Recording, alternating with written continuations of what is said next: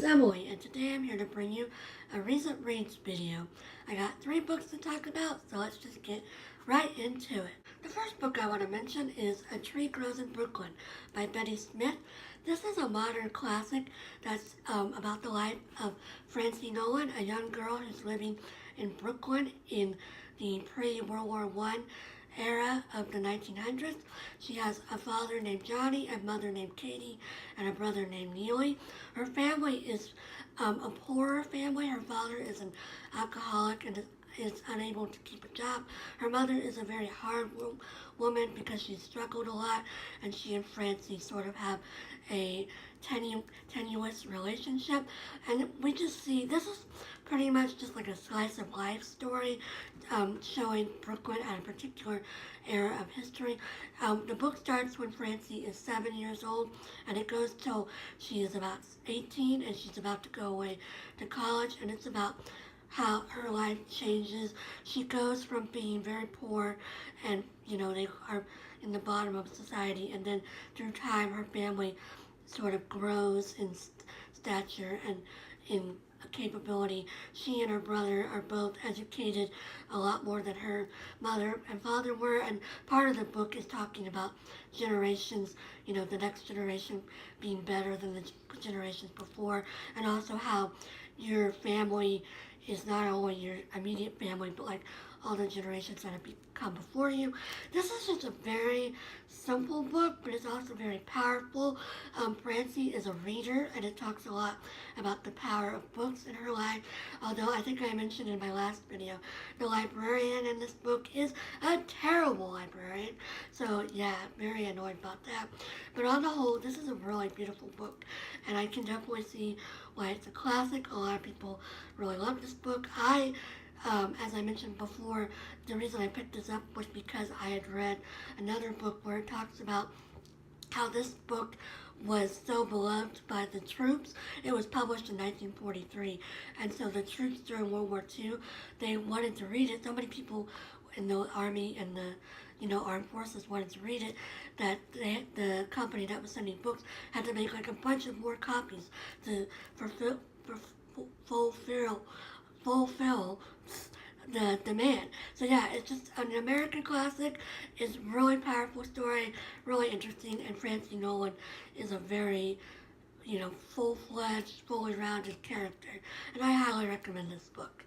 I then read my Willa Cather for the month. I read One of Ours, and this is the book that won her the Pulitzer Prize for the novel in 1923, and unfortunately, I was rather disappointed by it. I think it's very telling that this won the Pulitzer Prize, and yet it's not one of the books we think about when we talk about Willa Cather's great works. This is a story about a young man named Claude Wheeler, and when we first meet him, he is in college, and he grew up on a farm in Nebraska, and now he's attending a religious college in Omaha, and he's really unhappy with his life. He feels like he's meant to be accomplishing more than he is, and he doesn't know why he's so unhappy. He had a very good life. His father's very successful. He's going to college. He's going to inherit a very successful farm one day, but he's just unhappy, and he feels like he's never satisfied with his life. Even his schooling is not satisfying to him because he is going to this religious college instead of the secular state school, and he has these friends at the state school, and he envies their life, and he envies people in general because he feels like they're very content and they're very satisfied with the day-to-day life of running the farm. Well, he feels like there should be something more going on, and so this book is sort of split up into 2 parts. The first part is his life on the farm and his life in college, and then he also gets married in the course of the book, although it's an unhappy marriage. But then the second part of the book, he is away fighting in World War I in France, and he finds his purpose in fighting, and he finds that he was meant to be a soldier, and he sort of feels like the war was meant for his generation, because there's a lot of unhappy people in his generation, unhappy men who are now finding their satisfaction in the war. And so the second half is about his life on the front and his life in France and the people he meets, both soldiers and civilians in France. And so it's a really interesting book. Unfortunately, I found this book very slow, and eventually by the end of it, I was forcing myself to read 20 pages a day to get through it. And this is a 206-page book, so it's like I could have read this in a day if I was really interested in it. And Willa and Cather's books in general are sort of slow going because of the writing style and because it's, language, unlike modern language, old-fashioned language. But it's just, I don't know, this one, it didn't catch me the way some of her other ones have done, and it's definitely not one of my favorites. I can't say I recommend it unless you're like me and reading all of Willa Cather's works, or if you're doing a project like reading all the Pulitzer Prize winners. But on the whole, I would say this isn't the greatest book in the world. And also, I don't know if you can tell, but like, this book is huge. It's like, it feels like a workbook. Like, look at it compared to this book. It's like, oh, that's not a good example, but like, look at this other, like this next book. It's like so much bigger than that book. It's crazy. But anyway, this was okay, but I wouldn't really say I recommend it. And I don't think it's one of Willa Cather's best works, despite having won the Pulitzer Prize for it. The last book I want to mention is the third book in Beverly Swerling's Old New York series. This is called City of God, and this is detailing the later generations in the Turner Beverly family that we've been following throughout the series. This book takes place in the years immediately preceding the Civil War.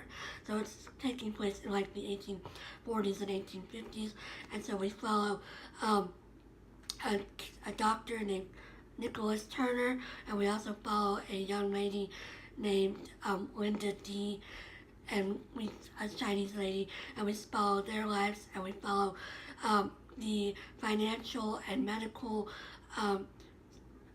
circles of New York City during this time, and we also see the growth of New York City, and we see some drama, and we see the impact of immigrants that are coming to the city, and we also briefly touch on the issues of slavery that are leading up to the war. And the last chapter takes place at the Battle of Gettysburg, so we're getting into the Civil War, and we're also following, as you might imagine from the title, the religious aspects of the war and of the society immediately preceding the war. We follow the nuns, and we follow a woman who becomes a nun named Manon, and Manon was in the previous book. So it's just following this family, different branches of this one family and their places in society and the circles they impact. And it's a really interesting book. Again, I feel like you should read the first one if you're interested in this series, because there is mention of things that happened in previous books. But on the whole, really interesting book, really great historical fiction. This was a very fast-paced book.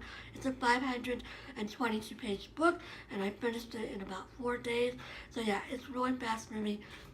And I'm planning to get the next book in the series, although I don't know if I'm going to get it anytime soon. I'm also planning to read, there's another book in this series called Shadowbrook, which is like the prequel to the series. And see, it's not listed as being part of the series on Goodreads, but like on the back of this book, it says this is the 4th book in the series, even though on Goodreads it's listed as number 3, because this prequel is now considered part of the series, I guess.